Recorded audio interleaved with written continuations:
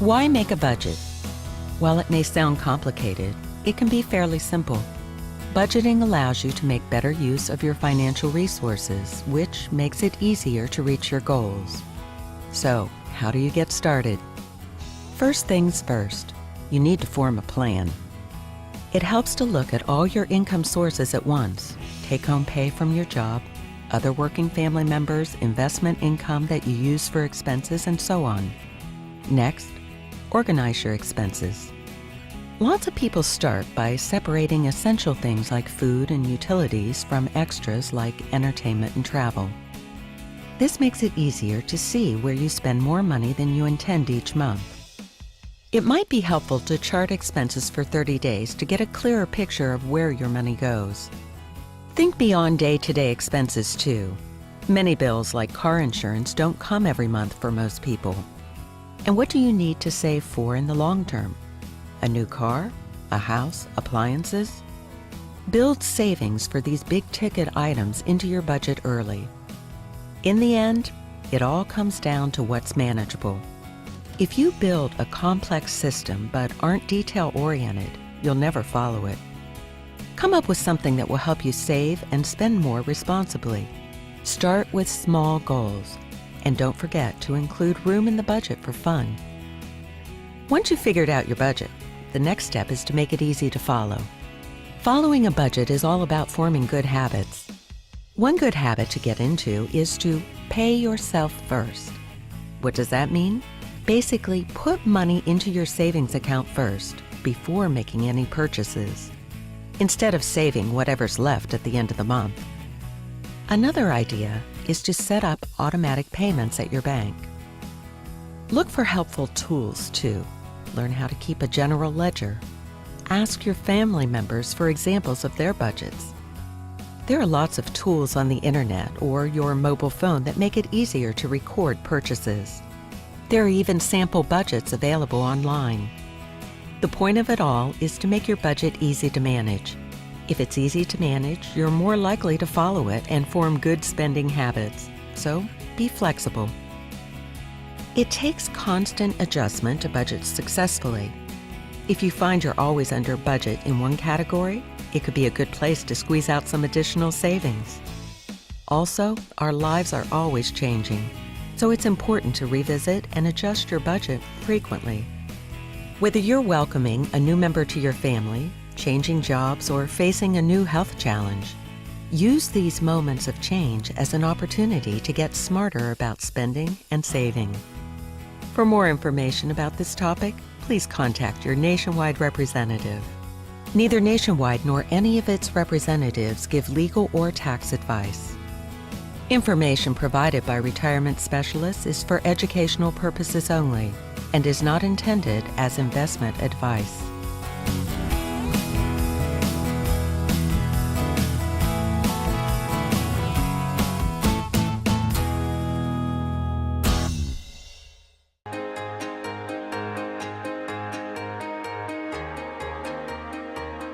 You're here to learn a little about debt and how to manage it better. You probably already know that debt is a big problem in the U.S. It's in the headlines every day. We owe about $852 billion in what's called revolving debt, which is mostly high-interest credit card loans. That's probably not surprising considering the amount of credit card offers we get in the mail every day. Here's the thing. Managing your debt doesn't have to be difficult. It just takes a little effort. The worst thing you can do about debt is ignore it. Why? Interest only makes the problem worse over time. It inflates the amount you owe and the effort you'll need to pay the debt off. Ignoring debt also leads to credit trouble and potential bankruptcy, which can take years to recover from. Overdraft charges and other fees can also make ignoring debt costly. The numbers may be staggering, but with some basic information, it's possible to turn an overwhelming debt situation around. It's nearly impossible to live debt-free these days. But there's good debt and bad debt. Let's talk about the difference. What's good debt? Typically, it includes necessities, like a house or car, that you can't afford to pay for up front without taking money from your savings or investments. The monthly payments should be manageable.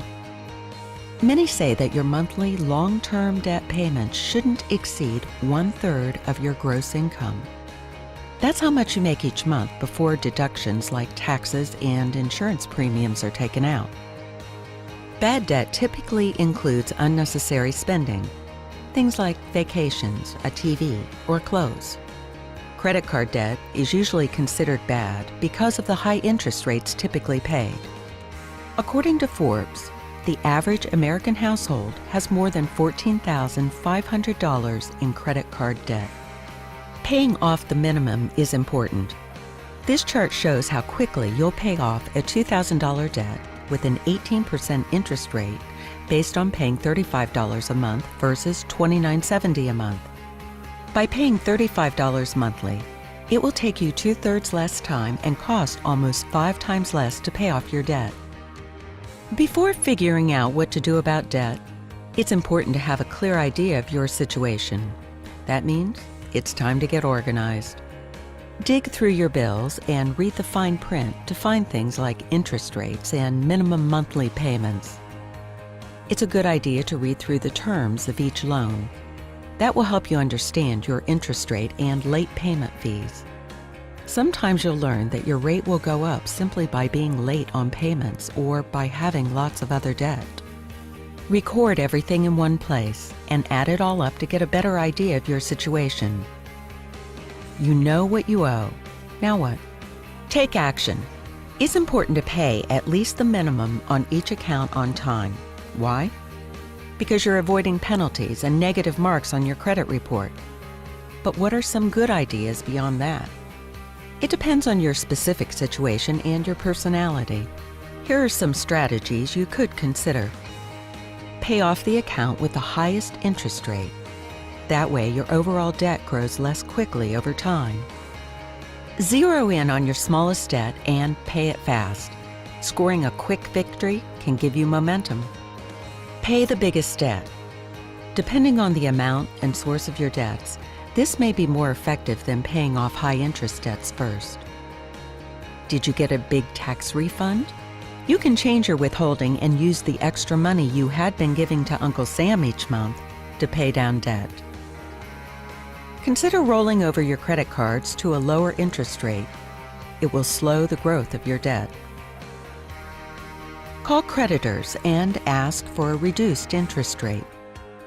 Sometimes consolidating different debts together can make it easier to pay down what you owe. If you need help beyond these basic strategies, it might be a good idea to call a professional, like an accountant, financial planner, financial professional, or tax advisor. So, now you're off to a good start. What's next? Make sure you stick with it.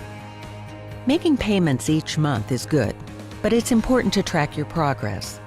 Open every statement. Make sure each payment is applied correctly. And watch for changes in account terms that could impact your monthly payment or total debt. It's important to take the time to celebrate successes too. Here's one idea. Round up your payments and deposit that extra amount in a savings account. For example, if your credit card payment is $121, put $9 in savings.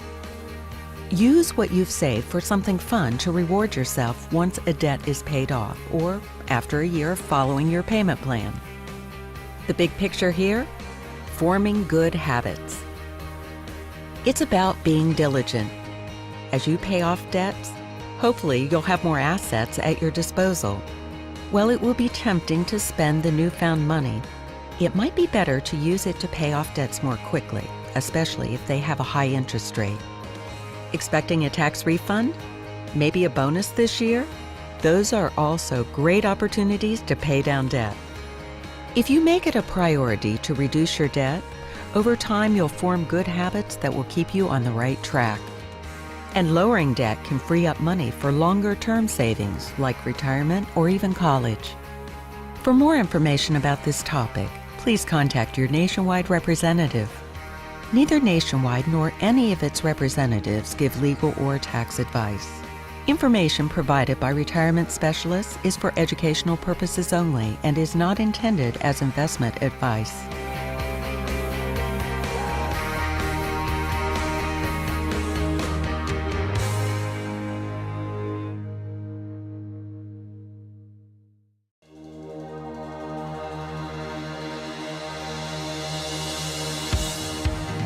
Investing can be overwhelming. There are many types of investments and tons of ways to buy and sell them. Then you're constantly bombarded with financial information from newspapers, magazines, and websites, even entire cable TV channels. This all adds up to one thing: confusion. But with a little education, you can become more knowledgeable about investing. Let's look at some of the basics.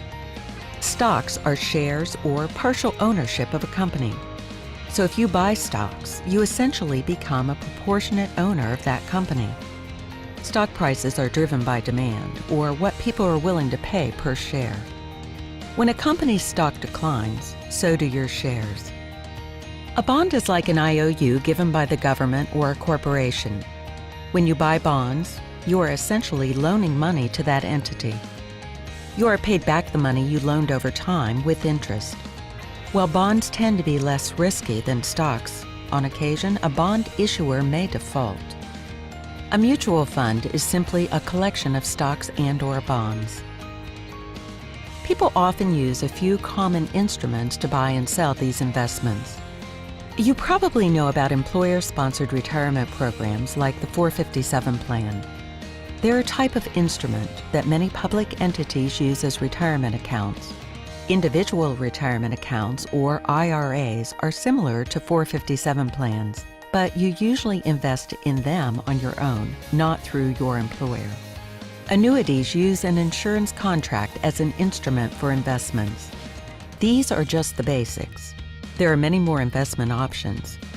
Each type of investment carries a different level of risk and a different potential return. Let's back up a bit. You know what investments are now, but why even invest in the first place? There are lots of reasons. Retirement is a big one. Many people invest to have supplemental income too. Then there's education for you, your children, or maybe even your grandchildren.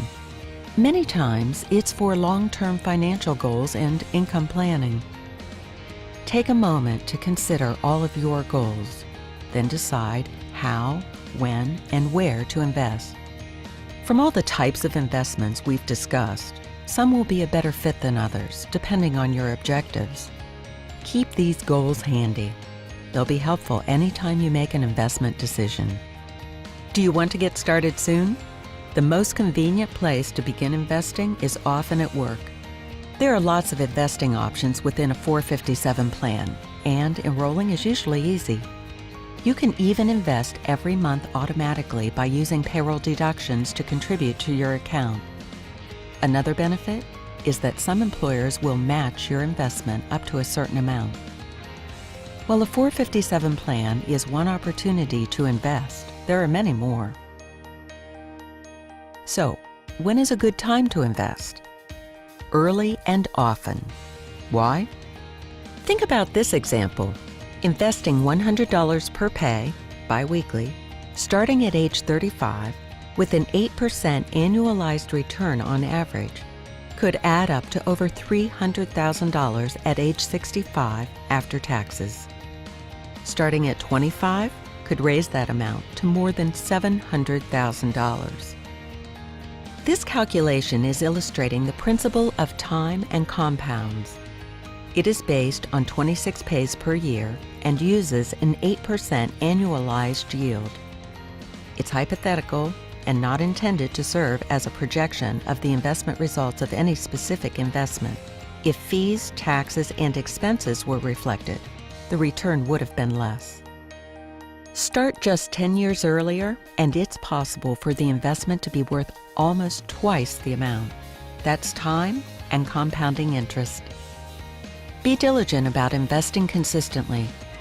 Revise how you allocate your income whenever you have additional money to invest. For more information about this topic, please contact your Nationwide representative. Neither Nationwide nor any of its representatives give legal or tax advice. Information provided by retirement specialists is for educational purposes only and is not intended as investment advice.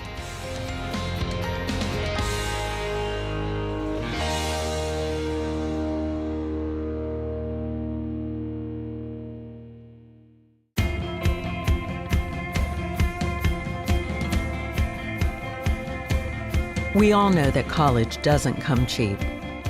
CollegeData.com calculates the average in-state cost of tuition and fees for the 2012-13 school year at a public university is about $8,655. And tuition rose more rapidly this decade than in the previous two. Depending on the type of institution, tuition prices jumped between 4.5% and 8.7% just last year. But college isn't just tuition. A parent needs to consider room and board, roughly $9,200 a year, books, about $1,200 a year, and the occasional pizza. Okay, you get the picture. The costs of higher education add up quickly. So, how do you plan ahead? If you decide to help cover the costs of going to college, it's smart to start early. Here's why. Let's consider the case of a parent who wants to have $50,000 for college education by the time her child reaches 18. To achieve $50,000, assuming an 8% average annual return on investment, this parent would need to invest $132 per month if she starts when the child is 2. If the child is currently 12, she'll need to start investing $545 per month. Big difference, right? That's the value of time and compounding. Starting early pays off. Please remember that everything about the public employee that was just discussed is hypothetical. The calculation assumed monthly contributions and an 8% annualized yield. The results are hypothetical and not intended to serve as a projection of the results of any specific investment. If fees, taxes, and expenses were reflected, the return would have been less.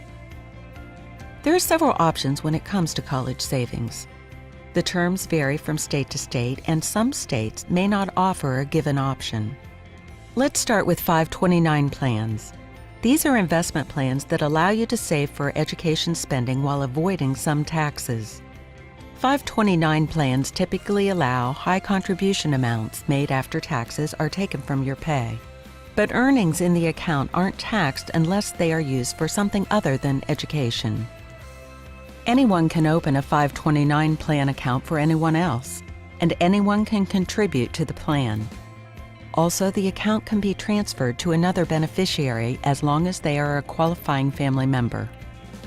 Coverdell Education Savings Accounts, or ESAs, are another form of education investment with tax benefits. They're more flexible than most 529s in that you can use them to pay for any education expense, even elementary school. The contribution limits are much lower though, typically around $2,000 per year. Tuition credits can be used toward tuition at a state-run college. You pay in advance at a reduced rate. Other expenses, such as room and board, are usually not covered. Prepaid tuition plans may be best for investors who are sure that their student will be attending an in-state public school. The credits may be transferred if the child chooses to attend an out-of-state or private school. However, they will usually not cover the full tuition, and the investor often is not compensated for interest the money could have earned. There are a range of investment programs that may be used to save for education. When planning for college, it's important to look at the big picture. Think about your own needs. Do you have debt that needs paying off? Have you planned for your retirement adequately? There are lots of financial aid, loan, grant, and scholarship options to finance the cost of college. The same isn't true for retirement. Then, consider education savings. Think about college plans. Are the same schools still being considered?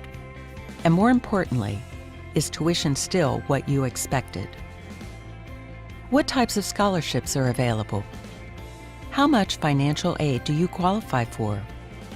All these questions are important to consider. It's smart to base your investment decisions on your specific situation. For more information about this topic, please contact your Nationwide representative. Neither Nationwide nor any of its representatives give legal or tax advice. Information provided by retirement specialists is for educational purposes only and is not intended as investment advice.